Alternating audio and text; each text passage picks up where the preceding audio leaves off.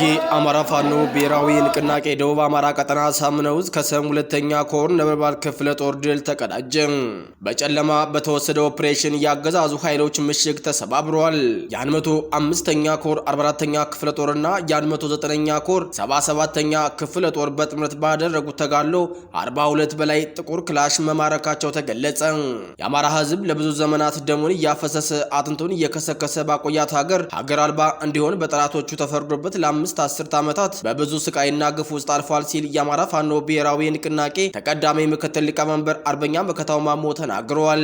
አክብሮታዊ ምስጋናችን በያላችሁበት ይድረሳችሁ። የአማራ አዲስ ሚዲያ ተከታታዮች እነዚህንና ሌሎችን ዝርዝር መረጃዎች ይዘናል። አብራችሁን ቆዩ። የአማራ ፋኖ ብሔራዊ ንቅናቄ ደቡብ አማራ ቀጠና ሳምነው ዕዝ ከሰም ሁለተኛ ኮር ነበልባል ክፍለ ጦር ድል ተቀዳጀ። የአማራ ፋኖ ብሔራዊ ንቅናቄ ደቡብ አማራ ቀጠና ሳምነው ዕዝ ከሰም ሁለተኛ ኮር ነበልባል ክፍለ ጦር ጠላት ላይ ባደረሰው የደፈጣ ምት ድል መቀዳጀቱን ገልጿል።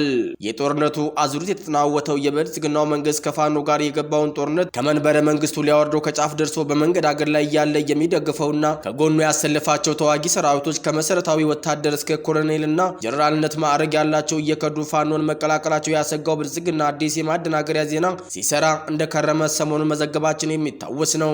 ይሄም ቀይ ባህርን ላስመልስላችሁ ነው በግድ ደግፉ በማለት የተመናመነበትን ሰራዊት በወደብ ሰበብ ለመሙላት ከቀስቀሳ ወደ አፈሳ መሻገሩን ሁሉም ያወቀው ፀሐይ የሞቀው ሀቅ ነው። በጨለማ በተደረገው ኦፕሬሽን የጠላት ምሽግ መሰባበሩ ተነገረ።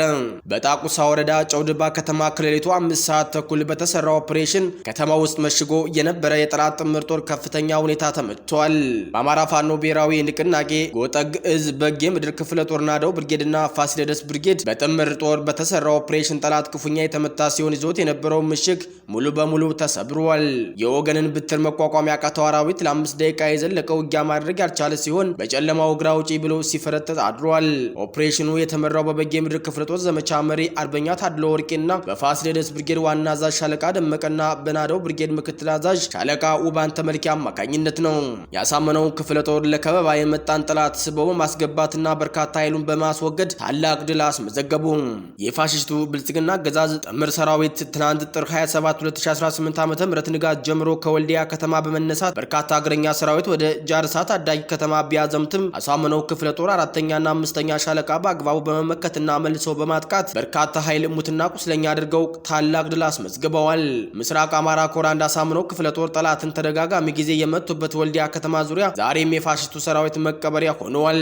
ጀግኖቹን ለመክበብና ለማፈን የተንቀሳቀሰው የጠላት ሰራዊት የጀግኖቹን ክንድ ቀምሶ ወደ መጣበት ተመልሷል።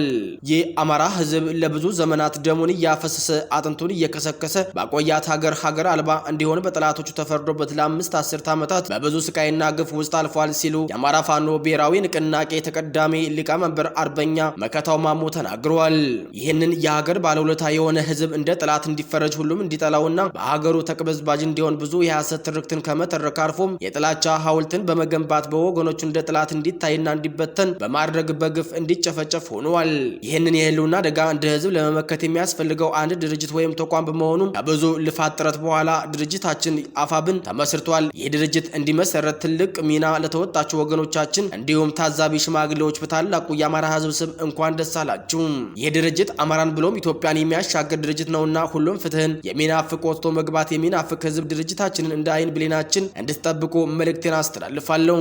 በተያያዘ ዜና ድርጅት የፈጠርነው 2 ድርጅቶችን አክስመን ነው እንጂ እጅ ለመስጠት ድርጅት አልመሰረትንም ሲል የአማራ ፋኖ ብሔራዊ ንቅናቄ የህዝብ ግንኙነት ጠበቃና አርበኛ ስረስማረ ዳምጤ ተናግረዋል።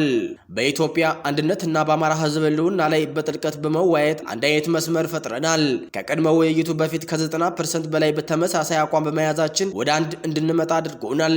የመሰረትነው ድርጅት የጋራ አመራር የሚከተል ነው። በየ3 ወራት ግምገማ ያደርጋል። በየዘርፉ ያሉት አመራሮችም አፈጻጸማቸው ታይቶ የስራ ሽግሽግ ያደርጋሉ። በህገ ደንቡ ላይ ያስቀመጥናቸው ደንቦችም የድርጅቱን ዘላቂነትና አስተማማኝ የሚያረጋግጡ ናቸው። የስነ ስርዓትና ቁጥጥር ኮሚቴዎችም ተጠያቂነት ለማስፈን በአግባቡ ተደራጅተዋል። በኢትዮጵያ ህልውናና አንድነት ላይ የተዛባ አቋም የለንም። የሁሉም ኢትዮጵያውያን አብሮነት ይገደናል። አብይ አህመድ ለኢትዮጵያውያን የሚጠቅም አገዛዝ ባለመሆኑ ሁሉም ኢትዮጵያዊ በጋራ ተረባርቦ ሊጥረው ይገባል ብለንም እናምናለን። ትብብርን በተመለከተ ግን ኢትዮጵያውያን ብቻ ሳይሆን የአፍሪካ ቀንድ ሀገራት ጭምር ፋኖን መተባበር አለባቸው። ያው አብይ አህመድ ከአረብ ኤምሬትስና ሌሎች ሀገራት በብድርና በተወሰዶ ድሮን እየጨፈጨፈን እኛ የህዝብ ጥቅምን ጠብቀን የምንፈጥረው አጋርነት ስህተት ሊሆን አይገባም እንደማለት ነው።